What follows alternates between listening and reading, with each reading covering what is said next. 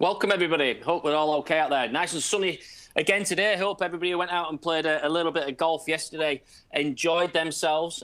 Today we've got a very golfing theme with our legends itself who are on the show every day. So I'll introduce those in a minute. But first things first, Simply Video for looking after us, our streaming using the Simply Video platform, been fantastic all the time, always in the background.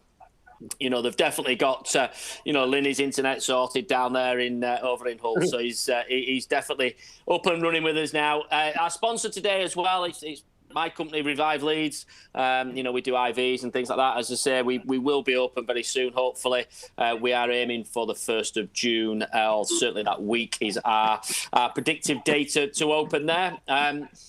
SGH Sporting Events, as always, we can find all the information, find all the other interviews we've done for the past 5 weeks on there as well, with some great stars on that platform. Again, don't forget to go on there and like our page and share it. Also, get this podcast today out, live, and share it. Get it out there as many people as you can, because there's going to be some great stories today.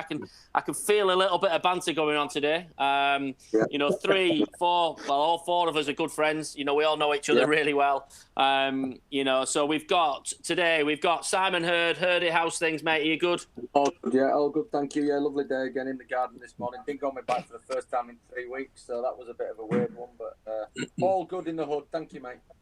Fantastic. And then our 2 legends as well. We've got David, Lynn, Lynny. How's things down over in Hull? Yeah. Are we good? Good. I'm just going to tell you something funny that's happened to me though since Saturday. So, I got absolutely bladdered on Saturday night.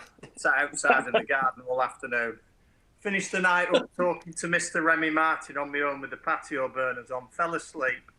And since Saturday, I've been having loads of problems with my eyes, and yesterday afternoon, and this has never, ever happened to me, I realised I put my contact lenses back in the wrong sides. So I've had my left eye in my right eye. And it took me to yesterday afternoon to fathom that out. Lynny, there's only you who could do that. There's only you who could do that. It's never happened to me, ever. And I can't believe that's how bad I was Saturday. Fantastic. At least you didn't cut your hair off and lose the bet. That's a good thing. No, that's still going. That's still going. We can see that. And our other legend today, 6 times Ryder Cupper. We've got Howard Clark. Clarky, how's things with you, mate? Yeah, great, absolutely great. Enjoying all the banter.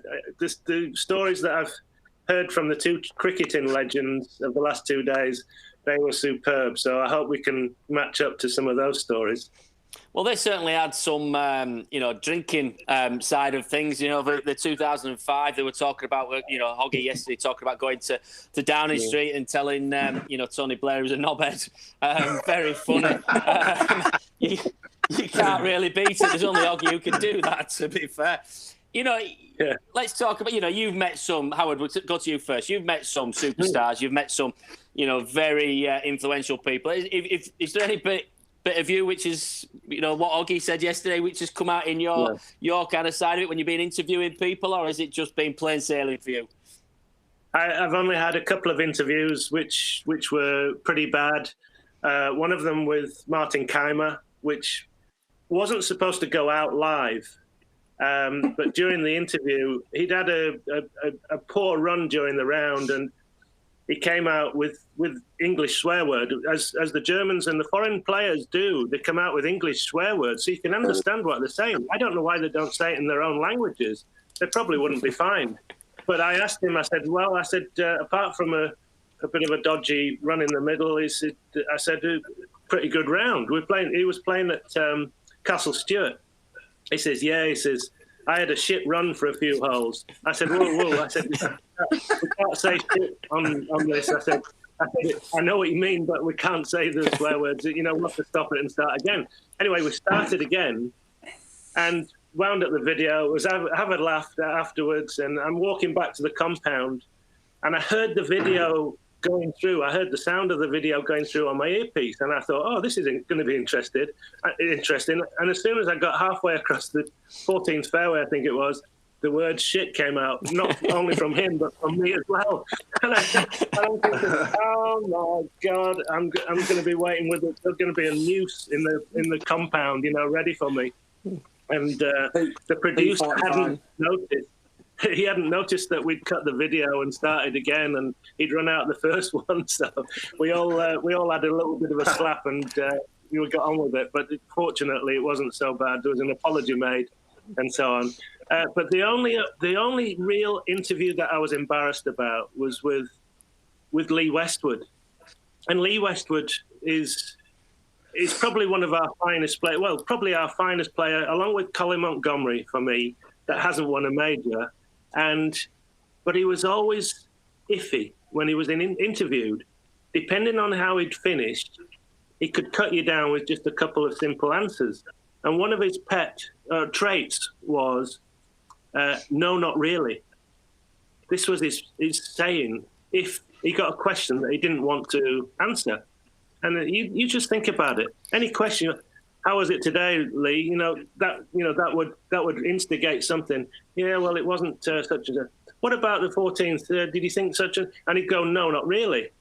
So anyway, he'd had a great start to the PGA. The last round, he was there or thereabouts the lead, but he got himself into the lead after about 5 holes, and he had a little choke. His game went sour from playing wonderful golf. He just had a few bad holes, and it cost him the title. And after he'd finished, he recovered nicely, but he'd finished second. It's a title he hadn't won, which I'm sure he wanted in his portfolio. And I was asked by my producer to interview Westwood. I said, "Oh, you're joking, aren't you?" I said, "He's just given the PGA away." I said, "He'll be absolutely gutted." Yeah, he says, we want a reaction from him. Just a couple of questions, nothing difficult. I said, okay. So Lee was signing his card. I got in where the players go and sat near the side of the players. I went into the toilet. And as I was in the toilet, I was thinking, what questions can I ask him? And I went through 3 or 4 questions, and each one I could answer, no, not really. And I thought, I can't answer any. I can't ask any of those. He had a great start, but something happened. Then what was it? Was it something? And it was, Anyway, I went through all these things, and they all rattled around in my head. And I got in front of him with the microphone. I said, "How you doing, Lee?" He says, "Yeah, I'm all right." He says, "I'm fine." I said, "Right." I say, 5 seconds. 5, 4, 3, 2, 1. Lee, what happened? I just came out with that, and I stopped.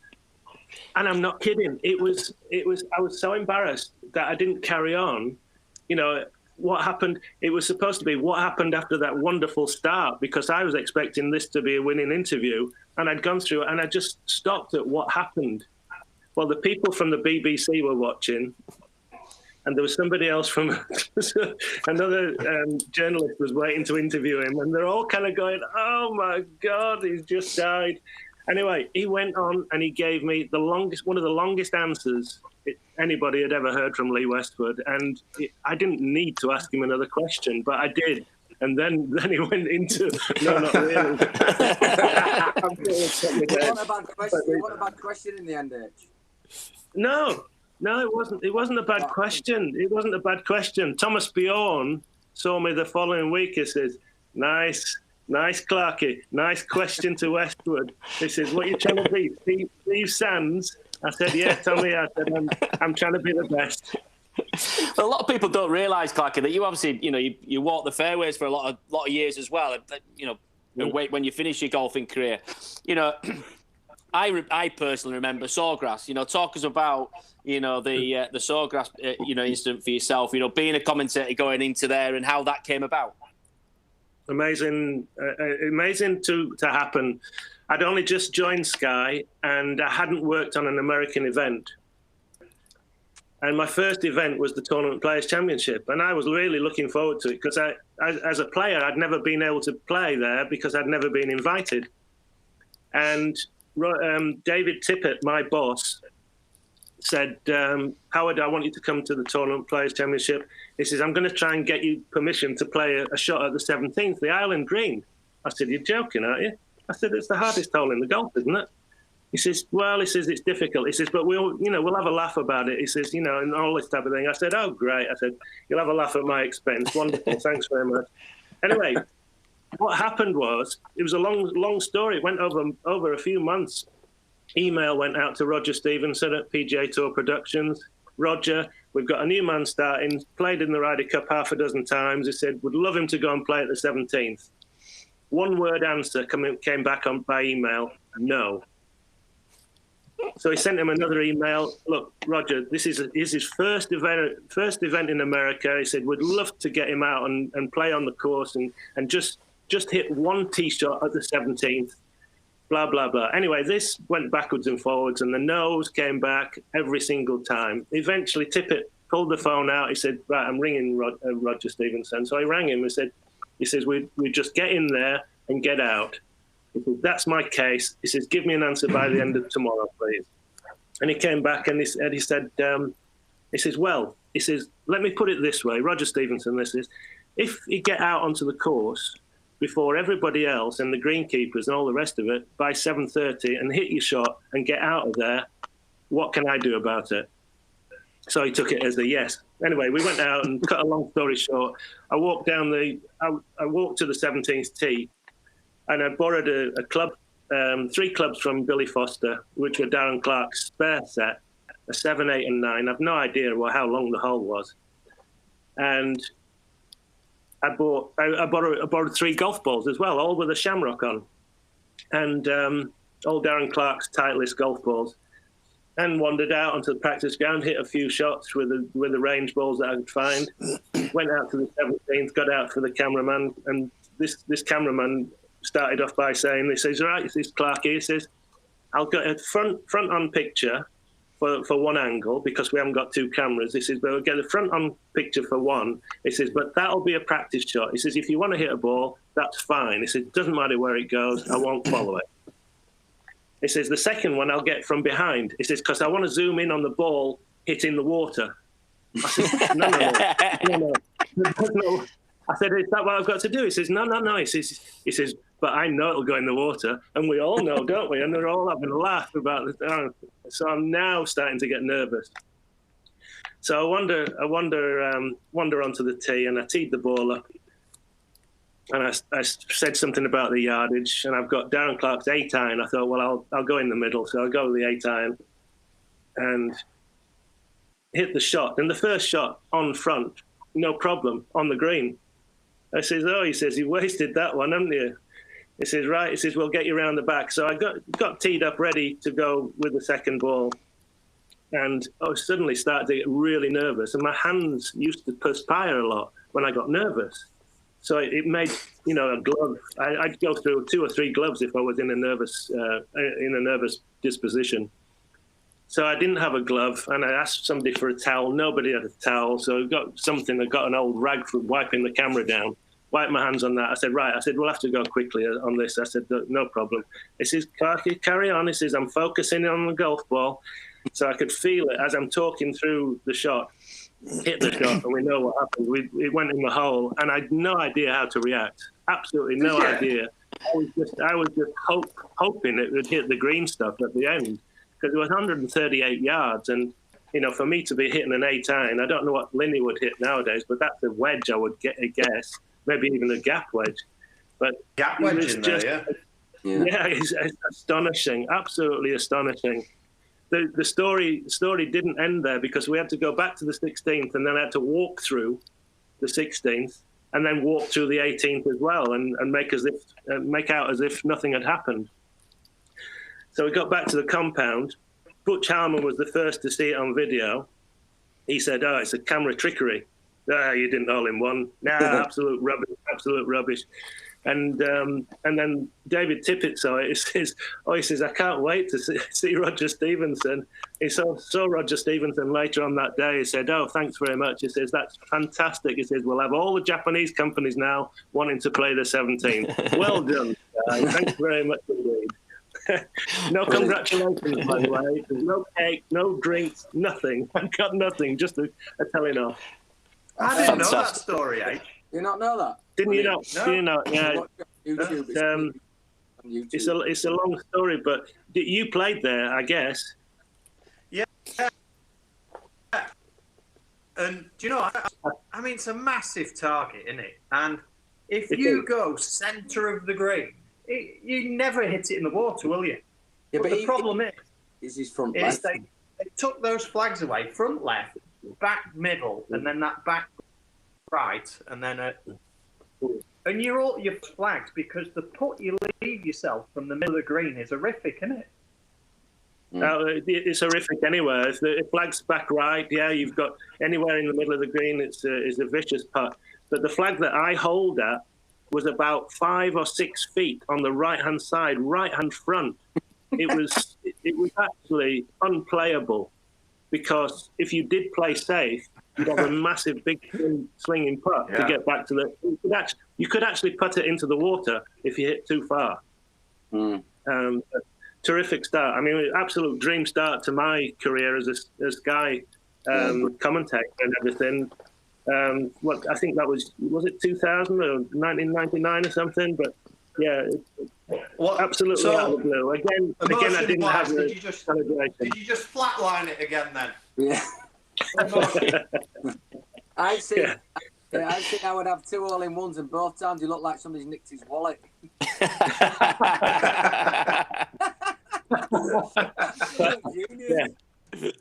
Well, the other hole-in-one, obviously, is the Ryder Cup. You know, that was an amazing. I can remember watching that, and it's an amazing thing to do in any situation. But in a Ryder Cup, it must be even more so. Yeah. Well, I've gone through the Ryder Cup one before on here, and I'm not going to go through it again. But it was just the most amazing feeling that. But I really couldn't celebrate because I had another 7 holes to play, and I had to try and calm down as quickly as possible. But I will tell you one little thing. A friend of mine, Stuart Rogerson from York, invited me to play golf in Florida. I was out in Florida on holiday or playing somewhere at a Pro-Am, I think it was. And he invited me to play at this course, just a holiday course, really nice course. And he introduced me to a little guy before we started. He says, John, he says, come over here. He says, I want you to meet a Ryder Cup hero. And he was a little old Jewish guy from New York, a really rough voice. He'd smoked all his life, and he was really rough and tough. And he says, this is Howard Clark. He says, he hole-in-one at the Ryder Cup. He says, you the guy that hole-in-one? He says, God damn, he says, that's really great. He says, aren't you glad you're not that German son of a bitch? He says, the one that missed the putt. He says, Well, talking of Langer there, you played with, you both played, Lynny as well. Lynny, I'm going to bring you in here. You both played with some legends, in the golf game. What do these legends actually build up to what we expect them to be like when you're out playing with them, or are they nice as pie, or are some of them a bit precious? You know what? So, seeing as though H just mentioned it, I'll tell you a funny one. When I first played with him, so I played with him at K Club, and the story that used to go on was one of his caddies 187. Is that from the front of the sprinkler or the back? The sprinklers are only 6 inches. So that story is like folklore across the tour. So when I get drawn with him, I'm like, oh, this is going to be fascinating then, to just see how the German goes about his business, So I think it was the back. Casey made a hole-in-one, didn't he, in the K Club to finish out a match with Howard. Yeah. So we're on that hole, and it's like a 2-3 iron hole into the wind. That's right.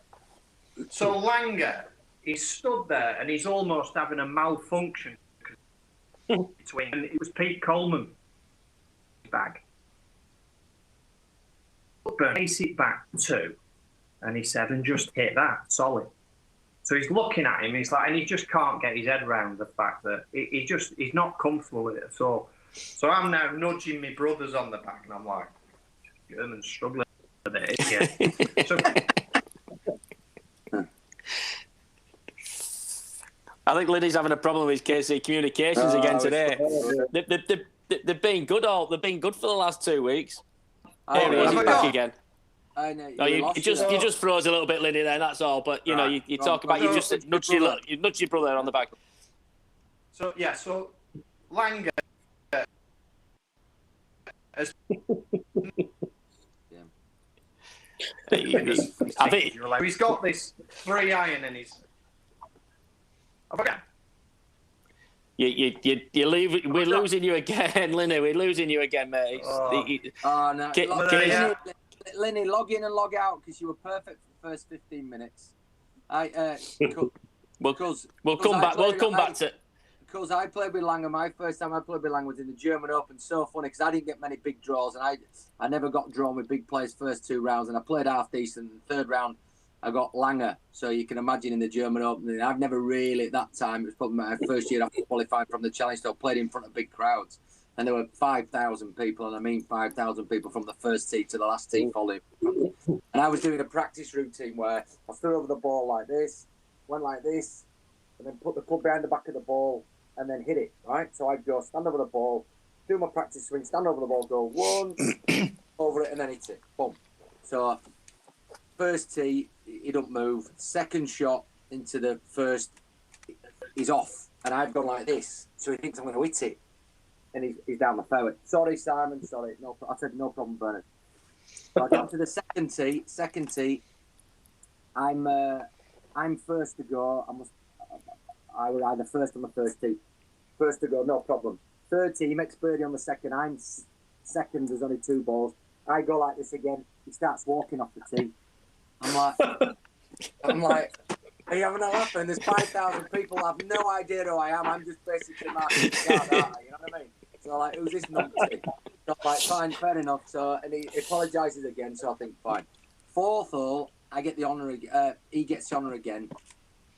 I'm like that. He does it again. Thankfully, all the way around after that, he didn't do it. But it took him 3 times to realise what I was doing because he didn't care a shit about me. He was just like, I'm like this, and he's like, he's off. I'm here. And he held the putt on the 16th. He held the putt on the 16th across the green, and he'd not hold the putt with his long putter all day. And I was like next to the hole. Instead of, I threw the ball back to him, and I just said it without thinking. I said, "Yeah, there is a God, and he's got a Bible back here." Oh, dude! Gary said, "You know how religious he is." I was like, "Oh dear." We've got KC Communications back down there. I think we're back working again, Lynny. We can hear you now, mate. Yeah. I've lost my momentum a bit with that story. But he's got his 3 iron, and he's just hit a full duff of yards. But I know I've lost the momentum there. I've just thought of another great Langer one though, and it was at Loch Lomond. And I'm having a practice round with Rowie, and we're stood in the middle of the 18th fairway, and the 18th green's massive, and Langer's in front of us. I remember this one. He's having a little practice putt at the front of the green. He walks to the back of the green and he waves us up, which often happens in practice rounds. Yep. So me and Rowie hit like 7 iron to the front of the green.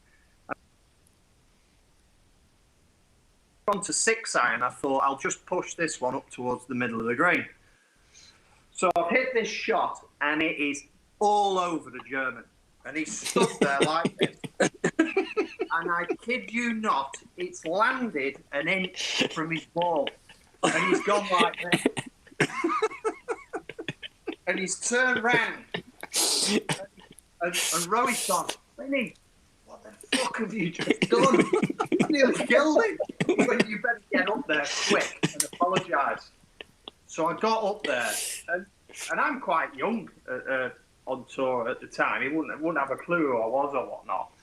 And I got up there, and obviously I'm just like, I can't apologise enough and all this. And he's gone, just shouldn't matter if it's going to be 40 yards from me. Shout 4. Better to be safe, blah, blah, blah. And off he walks. Pete Coleman turns round, and he went, don't worry about it. I said, is he all right? He went, he's a bit shook up. The following morning, right, First round, it's game day, and Langer's warming up, and I've got my basket of balls. I'm walking past him, and I threw a ball over at him. I went, whoa! As you know, I would turn around. He absolutely burnt me with his eyes. He's probably pissing himself.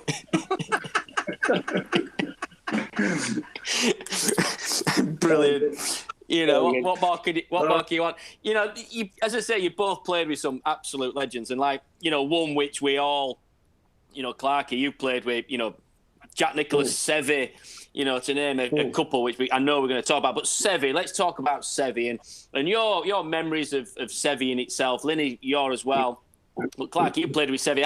How good was he? And is he the person? Because I think he's the person that we expect him to be, that nice guy who can get out of trouble everywhere. You know, is he that kind of person? Absolutely. Yeah, he's a super guy to play with. Very respectful, very good on the course, unless you start to beat him. If you start to get ahead of him and there's a chance that you might stop him from winning the tournament, then he starts. But a lot of people have been watching the Michael Jordan series, you know, The Last Dance, and you can see that the last thing you did with Jordan was to upset him. Yeah. That was a no-go, because if you upset him, he came back stronger. Well, Seve used to do the similar type of thing, and he used to store that knowledge in his being and bring it out the next time he played with him. I remember Gordon Brand Jr. playing with him, God rest his soul. He played, and every time Gordon got over a shot, Seve would be clearing his throat. And eventually Gordon got so brassed off with this, he just thought, right, I'll give you some of my clearing of the throat when you're ready to play. So Seve was about to play, and Gordon would be standing 10 yards away going like this, and Seve would back up and say, what are you doing? He says, what are you doing all the time? He says, you're doing this. He says, well, you've been doing it for the first 14 holes. I thought I'd see how good you are for the last 4. And he brought out the whole Seve, oh, I'm so sorry, you know, I didn't realize I was doing it, and all the rest of it. There were times when Seve was brilliant to watch, you know, when he was put off at Wentworth by that little child moving, and he turned and said, I know you're nervous, but I am too. He says, you know, and he just got the situation right off a tee. Perfect timing, perfect thing to say. It was always difficult playing with him. I remember playing with him a few times, and we had I had a couple of draws at the Madrid Open, one which I won, and there was also a car for the best 5 rounds, you know, including the Pro-Am, and I managed to get within a couple of shots of them on the front 9, and then he 3-putted the 10th from nowhere. And I birdied the 12th, I think, an impossible par 4 hole. And I got to go ahead, you know, go a shot ahead or something. And then as TV had it, we're on the 16th green. I've got a birdie putt of about 15 feet. And the TV cameras show it. I didn't even see him, but he was practicing his putting within 4 feet of me. Talk about social distancing. He was nowhere near a yard and a half or 2 yards away from me. He was right behind me. If there had been a shadow cast, it would have been, you know, towards my stance. He was so into getting under your skin to just get the better of you, just to annoy you, you know, just to tell you that your shoelace is not done properly, or anything just to get into your mind. And sometimes it worked, sometimes it didn't. On this occasion, we got the 17th. And Seve had the honour, birdied the 16th, because I missed my putt and he held his, and he teed up first. And we were level, sorry, on the 17th, and he hit a 6-iron, and he hit a beautiful 6-iron, and he stood at the side of the tee, you know, watching this shot down. And as the ball landed, it came down and just ran over the back edge, but not bad. It was, you know, only 15 or 18 feet or something. And as the club came down to his hand, he put his hand over the top of the club. and walked back and pushed his club in the bag, and this caddy covered it over with the thing. And I said to Rod, my caddy, and we just laughed. We actually just laughed at that moment. I said, "Oh wow." I said, "He's hiding the clubs now, Rod." I said, "What are we going to do? Can we possibly think of the club for him?" And Rod and I are having a conversation, and Sebby's taking no notice. I said, "What do you think it could be then, Rod? 5, 6, or 7?" We had a bit of a laugh. I said, "Go on then, we'll go in the middle just to be safe." And I hit the 6 iron, and I hit it to about 10, 12 feet.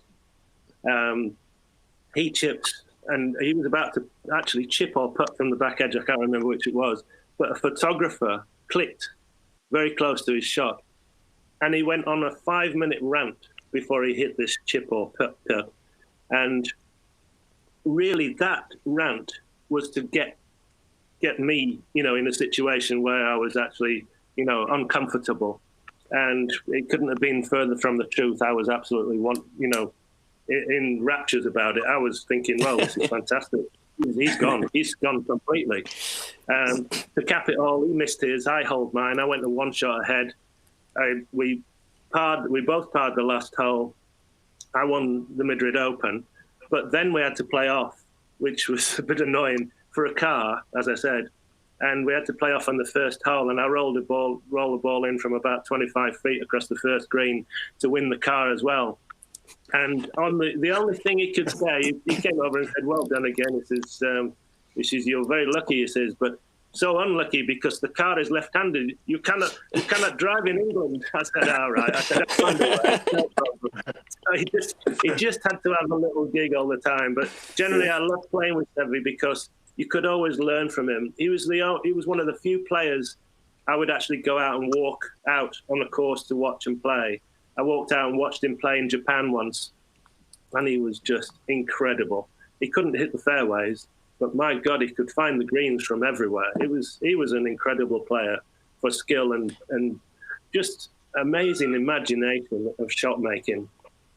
And Lynny, you've played with some legends as well. You look at, I would say Mickelson would be a similar kind of thing to Sevy in the way of, hitting it all over the place and getting out of trouble. You played with Mickelson, haven't you? What was that like? Was that the same as what you would expect, or was it similar to what Clarkie's saying there? He's trying to get under your skin a little bit. No, not really. Hi, Lee. How you doing? I didn't realise we had Westwood on today.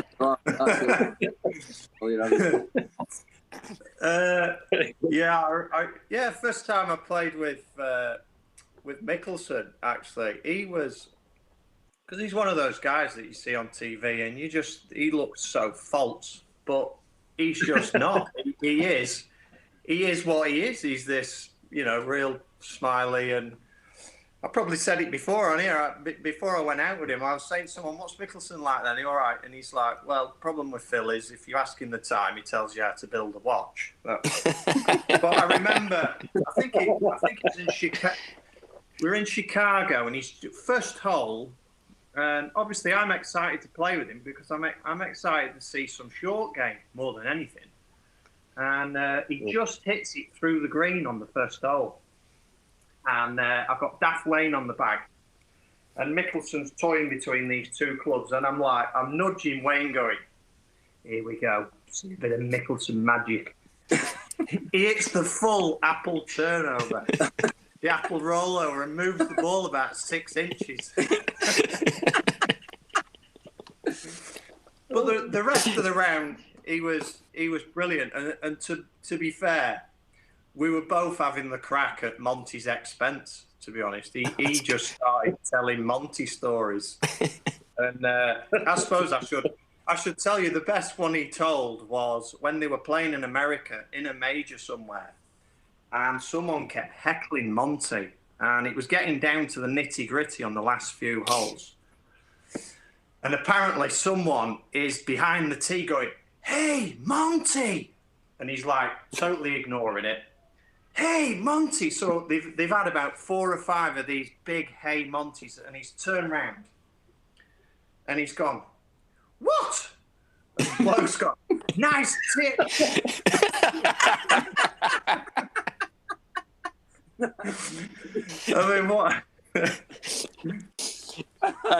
Well, you can't kind of beat that, can you? You know, No. the other one of that era. You know, again, Lynny, you played with. You know, I know you played with Tiger. I know we said some stuff on here about Tiger. What's it actually like playing? I think everybody who's watching today and all golf fans would like to know more than anything. What is it like playing with the circus around Tiger Woods? Yeah. Well, I think first and foremost is when you get that draw, you're like, yes, you know, it's going to be a tick in the box, and obviously there's extra nerves or pressure to play well and perform. But I think I sort of found that playing with the better players and all that, it sort of brought your game on anyway, because it's the arousal factor. I mean, quite a lot of the time, if you're out there on your own and there's not many people watching, there's not much arousal, you can just get a bit stale. So the fact that they bring all that to the game is, and that's one thing when you're in a pressure situation. I found that if you were leading or whatever, you just sort of thought, well, at least I'm going to be aroused and alert. But yeah, I mean, it all starts from the moment he walks on the first tee. Obviously, the noise goes up. You're 10 deep everywhere, and off you go. And you're just fascinated to watch somebody in action that, you know, he's so, well, he's world number one, isn't he? And do you learn from that as well, then? Sorry. I was just saying, do you learn from that, Lynny, then? Well, yeah, I think one of the things that I saw a lot with him, which is how slow everything seems to go, everything, his walk, and he's always so calm. And I think that's a great asset to have, because he's never rushed and he does everything almost methodically at his pace. And we had conversations out there. There was a lot of noise going on. I remember saying to him, I don't know how you play with all this noise all the time. And he's like, it's quite quiet today, you know. And you're like, shit. You know? There was one funny moment, though, when we're walking down a fairway and we're obviously in a two ball, and all four of us are like next to each other, and we're all chatting. And obviously all the shenanigans has gone on and everything, not too far behind. And Wayne turned around to him and went, "Hey, Tiger," he said, "what do you like to do when you're not playing golf, when you're away from the course?" And he turns around straight away and he says, "Well, I love diving." I looked at Wayne and I went, "Oh, no. Let's not go there." Clarky, you talked about Jordan there a little bit. You know, I believe you've got a little kind of story about him when you were on the fairways as well. You know, let us into that little secret. Yeah, it's a shame, really. It's a negative story in a way, because I followed Tiger Woods and Mark O'Meara against, I think it was Lee Westwood and somebody else, and we were in the Ryder Cup at Soto Grande, and I crouched down behind the 8th green, and lo and behold, somebody sits next to me. I didn't even see them. I'm watching the golf. I'm zoning. I've got a headphone on, so I can't hear very much. And I turned to my left, and I saw brown knees and massive trainers, and I thought, wow, these are pretty good trainers. And I looked up, and it was Michael Jordan. And I was really interested in the trainers, because the trainers looked magnificent. And there was a guy to the side of him, and I wasn't talking at the time because I'm right by the green. I said, "How you doing, guys?" "Oh, yeah, great. Good to see you." And the guy next to him, he said, "Oh," he says, "you must introduce you." He says, "This is Howard Clark." He says, "He's working for Sky now." He said, "But he's a Ryder Cup player." He says, "He played in the last Ryder Cup," because this was 97. And he said he played in the last Ryder Cup and had a hole-in-one and all that type of thing. He says, "Oh, good to meet you." So we shook hands, and he said everything. So, and what I did was I collected my yardage books, and I kept my yardage books, and I got a few autographs, and I've auctioned a few off for charities and so on. And I thought, well, if I can get his autograph on a yardage book, this will definitely go down well. I mean, I got 2 golf balls autographed by Tiger Woods and somebody else he beat in a world match play final in America, and they brought £800 for St Gemma's Hospice, which was amazing. So I thought this would be real beauty. So I said, I said, sorry about this. I said, but would you mind signing my autograph book? Sorry, this yardage book. I said it'll be an honour. Thank you. Oh no, I'm not on duty today. And I said, what? I'm not on duty. And it kind of hit hard, straight away. I thought, wow, we can't sign it. Why? There's nobody. The crowds are nowhere near us. We're right on the edge of the green. Very fortunate to be able to watch the golf at such a close hand. And I took it harshly at the time, and it was a bit unfortunate, really, because having seen this Last Dance, which is amazing, and he was legendary. He is a legend. We talk about legends. He is a legend. He must have been going through turmoil because it was the end of 1997, and he was going through the season of 97, 98. And he was obviously in a predicament at that time, which is explained in the film, which is fantastic. So I didn't realize he'd got a few issues, but he wouldn't. He just refused to sign it. And the guy next to him said, "Go on, sign it, Mike." He says, "That'll be great." He says, "That'll be wonderful." And he said, "No, I'm not on duty today." And wow. he wouldn't sign it. And I walked down the next fairway, and he wandered alongside me again. I said, "Mikey," I said, "you change your mind?" He says, "No." He says, "I'm not on duty. I don't sign when I'm not on duty." I said, "How about a bet?" And I didn't realize he was I said, how about a bet? I said, "How about a bet on this match?" No, he says, no, I don't want anything to do with it. And he wouldn't have a bet on the match, which was a shame. Because I've heard about him betting legendary. Yeah, he's legendary better. But I'd have certainly had a bet on Tiger and Mark O'Meara losing the match to, I think it was Faldo and Westwood. I'm not sure about that, but I think it was Faldo and Westwood. Whoever it was, they beat them anyway. I'd have won the bet. But what a shame. And a shame that I saw him in that situation, because I felt a little bit negative towards him, but I've warmed since I've seen The Last Dance. And, if I had the chance to go and see him, I'd say, "Look, Michael," I said, "you might remember, you might not." I said, "But if you don't remember, I'm not going to remind you." Get another custard coming your way, Yes. Don't you find, Howard, when you've watched that Last Dance, and speaking about Michael Jordan, we kind of saw him as this person who's on a shoe, and you didn't actually, for me, I didn't realise how big he's a superstar, but watching it and the hassle factor, he's like Tiger. You didn't realise. I was exactly the same. Yeah, this guy was, he's an unbelievable basketball player, I thought, until I've watched this, and you just think, he is God. He's like Tiger. He's like, I never knew he went to baseball. And I don't remember that either, but he didn't do very well at it, did he? But but to actually go as far as he did with it, there's so many things I just didn't know about. What went on. That must be like life on your tour, that though, Lynny. Fans baying for your autograph all the time. This mega star of the golfing world, a bit like Michael Jordan. So when's your film coming out? You never get to the point where you're knocking them back, though, are you? Going on about autographs, I remember asking, Masters winners, you always want them to sign a Masters flag in the middle, don't you? And I remember asking Bubba Watson to sign, and he was going into the top corner, and I went, "Oh no, can you sign it in the middle, please?" He went, "No, I don't sign in the middle." So I ripped it off him and said, "Oh, don't bother."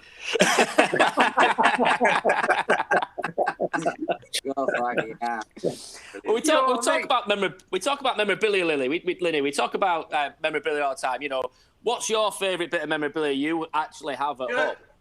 I'll tell you what, I'll go get it now, because it is a great piece, to be honest. All right, I'm going to pass that then on to Clarky. What's your best bit of memorabilia you've got at home?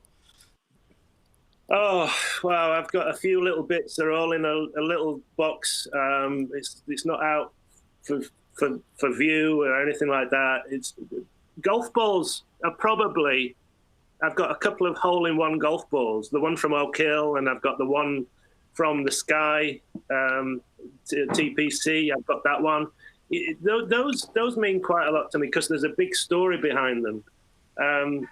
The Ryder Cups, I've got a few little Ryder Cups there, which are great. I sold a couple because I just didn't have room for them in a cabinet, because they're all the same. I probably regret selling them now because I didn't get very much money for them. But I did pick up a lot of things along the way. I've got a couple of whiskey bottles there. They're gallon whiskies, which I won for Player of the Month or White Horse Personality or whatever of the month. And, they've never been touched. They're actually evaporating. The whiskey's evaporating out of them. Memorabilia. The one thing I regret about the memorabilia is they gave out crystal at Augusta. I only got one chance to play at Augusta, and I missed a 3.5, 4-footer for an eagle on the second hole one day.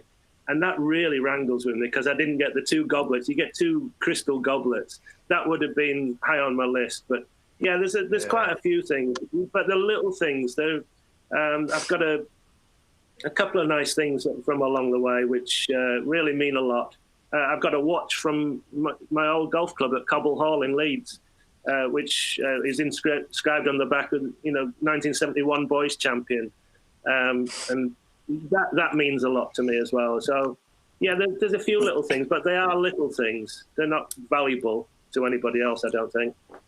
Lynny, you look like you've got your memorabilia there. That looks. Yeah, I'm going to guess it. I'm going to guess at this from here. It looks a little bit like Augusta does this one, but. So, yeah, it's valuable to nobody else, this, really. Oh, wow. But yeah, Fantastic. My little one, it's all those boiler suits. So my little one was in this, and it was signed by the winner, Adam Scott, with your invite and just a picture in the bottom. But that lives in Trap 1, as they do.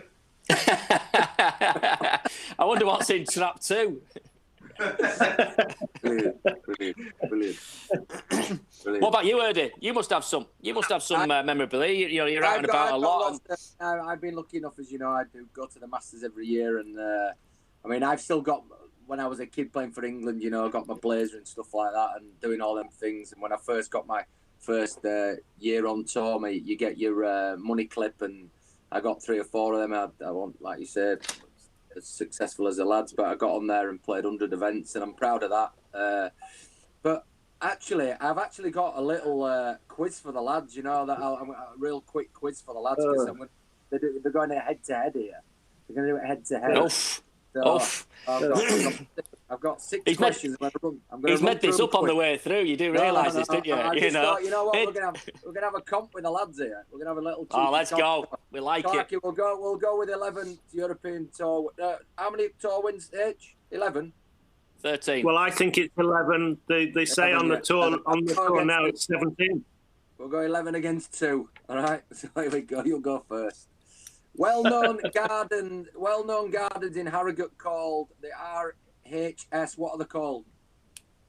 Valley Gardens. No. Just further out of town. Hello Car. You're talking about. Hello Car is correct. There's your answer. Next one. Betty's first tea room was opened in Harrogate when? It was opened on Cambridge Street, and as we know now, it's on Parliament Street. Frederick Belmont opened it, but was it 1919, 1929, or 1939? It shares the anniversary with Leeds United. Yeah. 1919. 19, yeah, absolutely right. What is in a Fat Rascal? This is going to get you to think. What main fruit is in our Fat Rascal?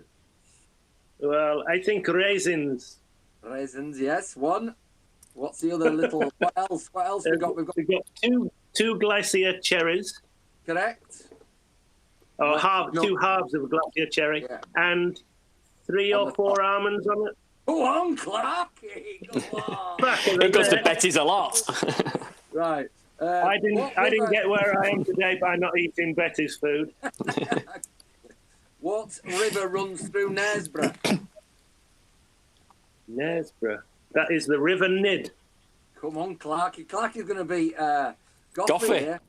There are only 24 players ever to play on the European Tour to have won more tournaments than you, Howard. Name the top 3 winners. Who's won the most? Number 1. Oh, Seve. Yeah, 50. Montgomery. No. 4th. Really, is he? Yeah, 4th.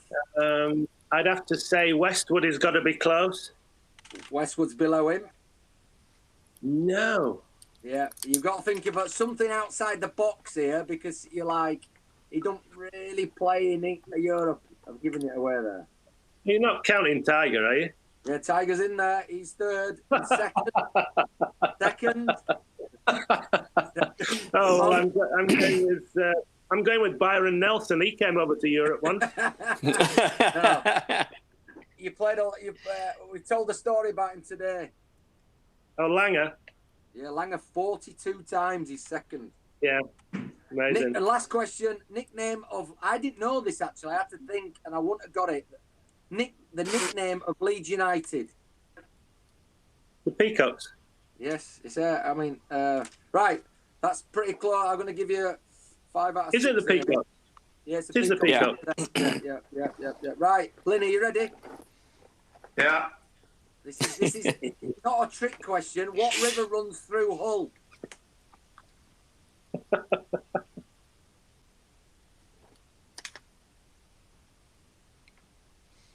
I hope he's frozen. Have I got it? I think he's pretending to be frozen. Are you there? Norman Collier. Come in, Norman Collier. There you go. He's gone. He's gone. Casey Communications done as well there, to be fair. Yeah. He ain't moving, is he, to be fair? You got No, I'm here. What river runs through Hull? Humber. Yeah. Nope. The River Hull. Ask your wife. She'll tell you the River Hull. What colours do Hull KR play in? Are they black and white? I don't know. Okay, wait a minute. I'm gonna. The 2 questions were Hull KR and Hull FC. So there's 2 different colours. There's one's black and white, one's red and white, isn't it? There you go. Who are they? Which way round? No, Hull FC's black and white. Hull FC. Yeah. Hull FC's black and white. Correct and right. This man is from Stoke.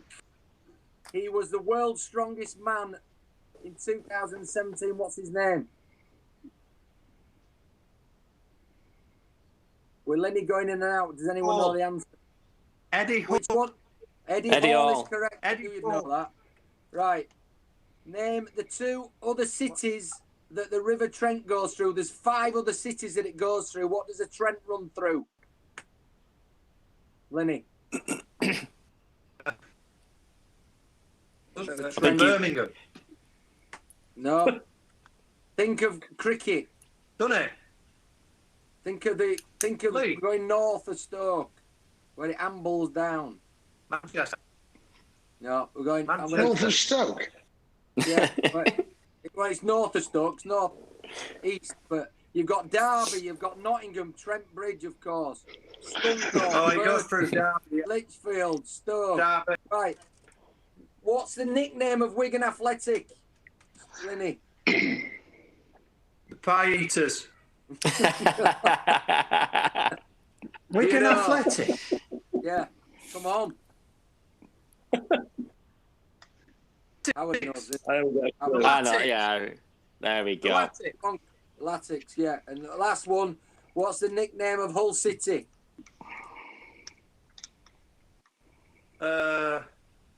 Tigers. Yes. Yeah. Oh, that's 4 out of 6. 4 out of 6, and the winner today is Hull Clark. We've got AJ coming in now as well. We've got AJ in the bottom. He's been desperate to get in. He's been texting me all the way through this, you know. He's been texting me all the way through here. He's got his master's hat on. AJ, you've got some questions, I think, for all the boys from Facebook and Twitter and stuff. Do you want to get yourself forward and let them have the questions. Go All right, ahead, thanks Jay. for that, Mr. Host. All right, okay, everybody. This is my favourite piece of memorabilia, by the way, ever. It's when I caddied in Augusta. But yeah. Okay. Question to you all from Gary.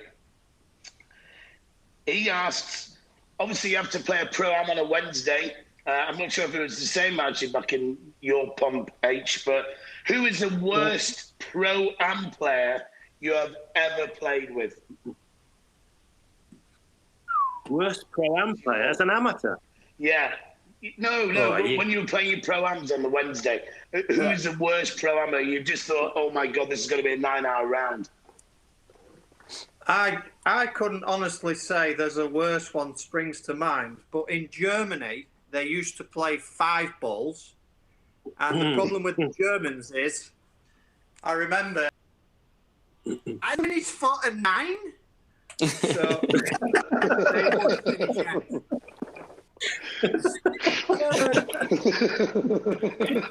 Hurdy, what about you? Hurdy, what about you, mate? This one is the best one ever. You know, I worked for John Daly, and I took a load of footballers and John Daly over to Mission Hills to play in the World Invitational. It's a big event, 6 ladies, 6 men, and a load of celebrities. And I mean high-end celebrities, Michael Douglas, all these guys. Anyway, so John gets drawn in the last round, and he's up there. In first place, he's $250,000, so they're playing for a few quid. And he has to play with Allen Iverson and Yao Ming, right?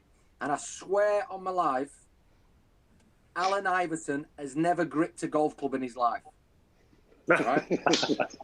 and I'm not kidding. There's 10,000 people walking around. I'm not joking. This place is rammed. So John says to me, I'm caddying from him. He goes, mate, what we're going to do, it's going to take us 6 hours to get round. I went, well, we can only move as quick as we can in front, but let's just try and keep up to play. And he says, you look after him, Iverson. And I ain't got a clue about this bloke. A bit like Michael Jordan, I ain't got a clue about this bloke. Allen Iverson, I have no idea who he is. And if you've watched his documentary on Netflix, he's a legend as well. So I've got no, I'm not in awe of him, I'm nothing, right? So I'm lining him up, telling him how to grip it, and he's airing it, right? And all the crowd are going, laughing, like the Chinese laughing, laughing, he's giving it. And he goes, this fucking game's fucking impossible, man. So it takes us forever to get round. Anyway, so on the 18th, he goes to me.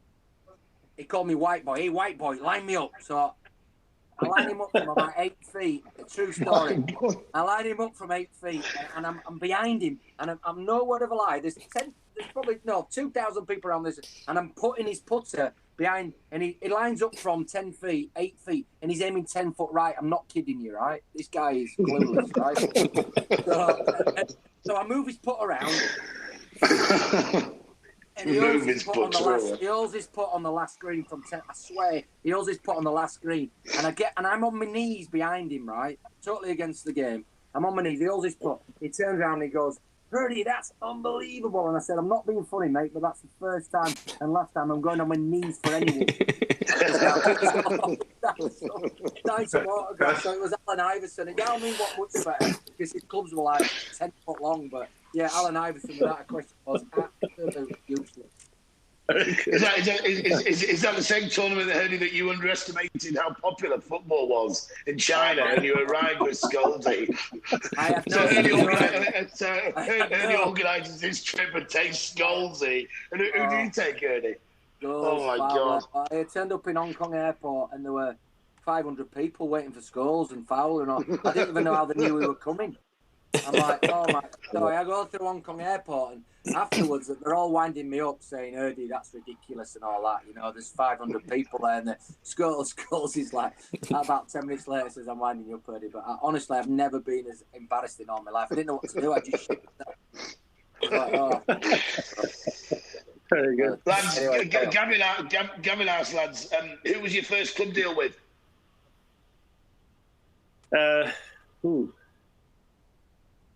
Am I going with that one? Yeah, go. Go. I think my first ever deal was with Craigton. I think Craigton for me, but I didn't really have a club deal. The first club deal I had got me 175 pounds in the year. Wow. For playing the clubs. Lynny? I was a ping man. Were you? Oh, big bonus. Big bonus thing. Callaway.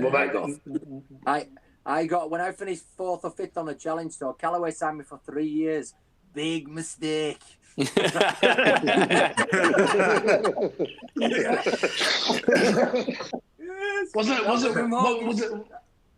it? Didn't something similar happen with Gordon Sherry? He finished thirds and Hammond. What was that one? Who did he do a big deal with? He signed a deal. $1 million. He signed a 5-year That's deal right. for $1 5-year deal for $1 million, and after year 2, he was playing on the Challenge Tour. Year 3 was on the Scottish Tour. And the last 3 years, he was playing on the Scottish Tour, getting paid 200 bags a year. The geezer from Thailand, funny enough, got stats. Brilliant. Mate, this is one for you, Hurdy. David Spires said, Hurdy has always had incredible, unquestionable fashion sense. He remembers you walking into a bar in Moscow wearing only your boxer shorts and a huge Russian beaver. What was all that? I bought one of them hats. I bought one of them ridiculous hats in Red Square, and again the pro-am was deep into the night, and I just thought I'd go back to my room and get my Russian hat on and my boxer shorts, and I went in about 11 o'clock with just me. And there was what were he called? The geezer from Miami Vice. What was his name? Who wear no socks? Or John Crockett. What is it, somebody? Don Johnson. He were in the pro-am weirdly, and I walk in and I've got my undies on and this thing at 11 o'clock at night, and they're all like, "That's ridiculous." Anyway, I was messing about. Brilliant. And this is just a gentleman from Gary.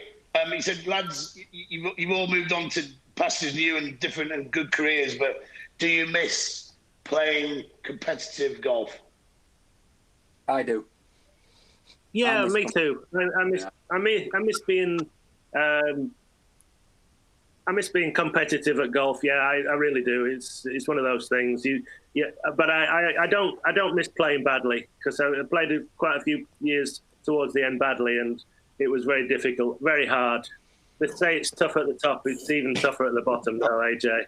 Really tough at the bottom. That's the key, I think. Playing badly.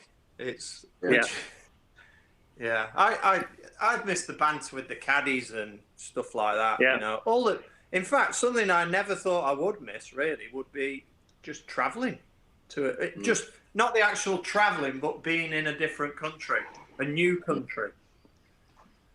That's quite fascinating. And I think it's the banter you'd miss as well, isn't it? The banter with the lads and things as well.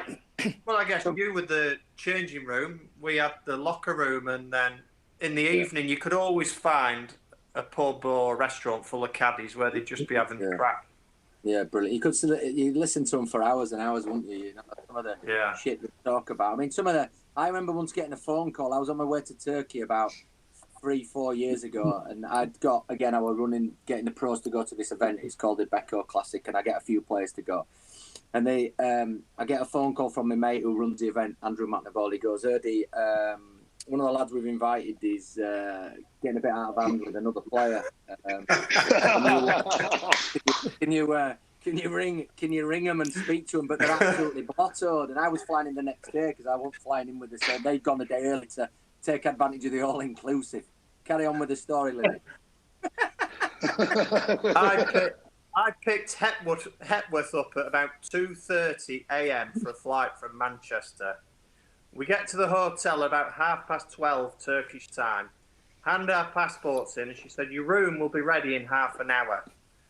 We're still drinking at midnight. But we've gone into the buffet at one point, and basically Epi started it. I don't care what you said. He started a bit of a food fight, and next minute, I remember he had this full wooden plank with a full salmon on it, and he just threw it at me, and it disintegrated over my head. But as I remember it, I never moved one muscle and just carried on eating.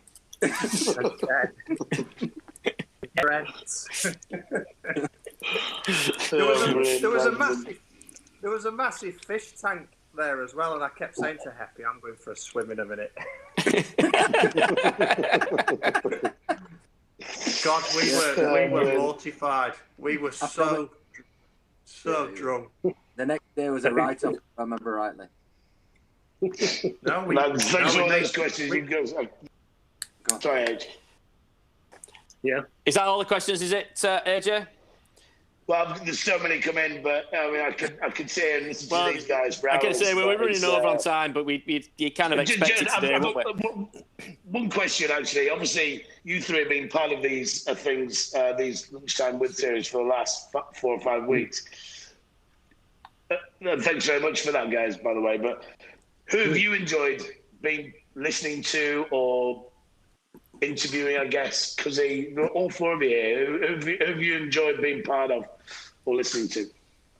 Personally, I think there's been some great guests what we've got. I thought Lee Dixon was great. I thought Derek Redmond was really just a genuine guy, and I thought you could feel his emotion with everything which he went through. But I thought Lee Dixon was particularly good. I thought Michael Vaughan as well on Tuesday this week, was very honest and gave us some stories which I think that some people haven't heard out there and things. But look, there's been some great guests. Will Carlin, you go through and raise a rud at Robbie Fowler. It's amazing what we've achieved, and having these 3 underneath for me is great as well because they're all good friends, and it's great listening to the stories. We could go on for an hour, we could go for 2 hours, 3 hours today, no problems whatsoever with stories which we've got. It's we've only really touched the surface, and I think that's the great thing with all this which we've been doing, and hopefully we're giving some insight to the people out there and a bit of time for them to listen to what these great stars have to offer. My funniest what one. about you, H? Or Hurdy? Go on. I'll just go quickly. Razor Ruddock with his memorabilia showing his wife's tits. I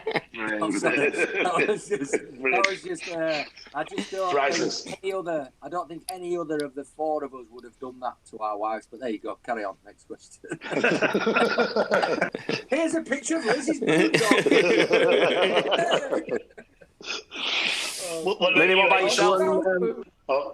The one I did enjoy Lee Dixon and Michael Vaughan, but as you say, Razor Ruddock was brilliant.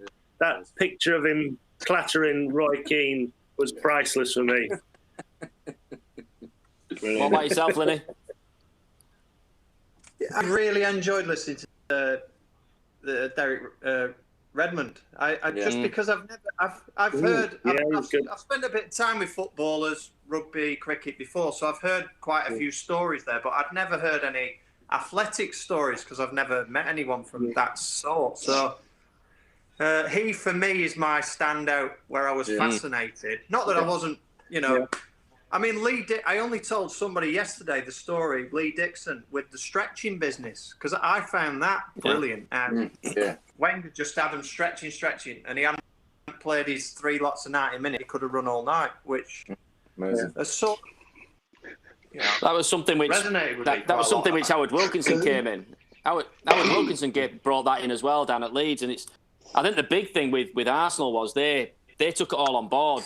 We went into it a little bit of this is a bit of a laugh, and we didn't really take it seriously. We did it in 95, 96. Wilco did it, so it was a little bit before Wenger came in and really revolutionised, I think, the football world in that sense. The one with Dixon I liked was when he went and got the fish and chips from the chippy. I thought that was brilliant. They've just won the league and he's there with everything, and he's gone in and realised that he's in Liverpool asking for fish and chips. He's just won the championship, but being an Everton fish and chip shop, and I echo again.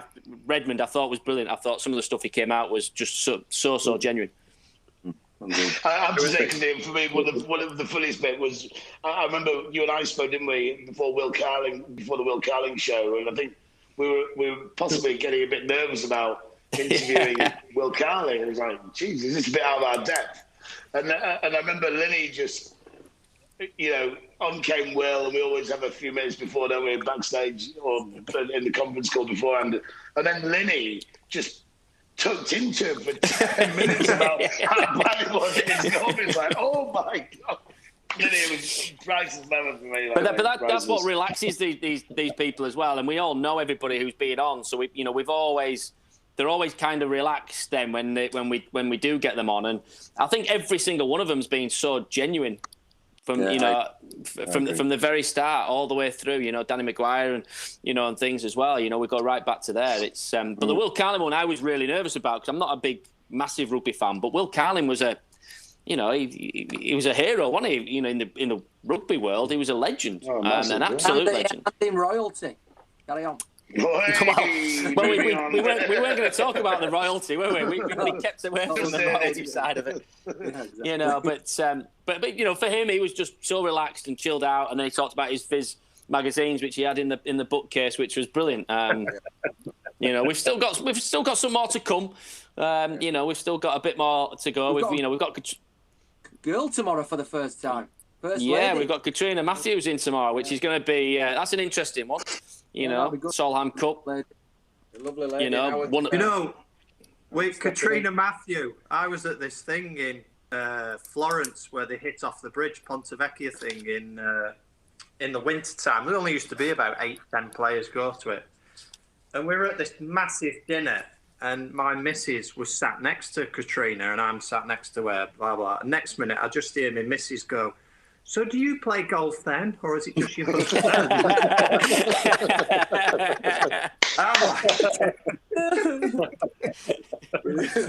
Priceless. Priceless. As always. I'm looking forward to hearing her stories because that Solheim Cup at Glen Eagles was absolutely brilliant to watch, and I'm really looking forward to that. Yeah, it'll be good. No, it's going to be great, and we've got loads more coming. I'm sure. We're still going to be in lockdown for a little bit longer. I think. We're all getting back out on that golf course now, and things are starting to come together a little bit out there. But boys, thank you as always. We're going to wrap it up there. We've gone over, but we expected to go over today with us four in there, I suppose. Again, always thank you to Simply Video who were behind the scenes looking after the streaming, which we've got. Again, don't forget to like and share our page because there's some great stuff on there. They are all on YouTube now as well, so you can go and have a look at them on there as well. SG8 Sporting Events, as always, boys, thank you very much. Revive Lee's been the sponsor, which is me again. We're hopefully going to be open early June, but that's we're putting everything into place there. Hurdy, Lynny, Clarky, AJ, fantastic as always. And we will see you again tomorrow for Katrina Matthews. Yeah. Thank you for watching. Absolute Cheers, pleasure. brother. Cheers, Cheers, guys.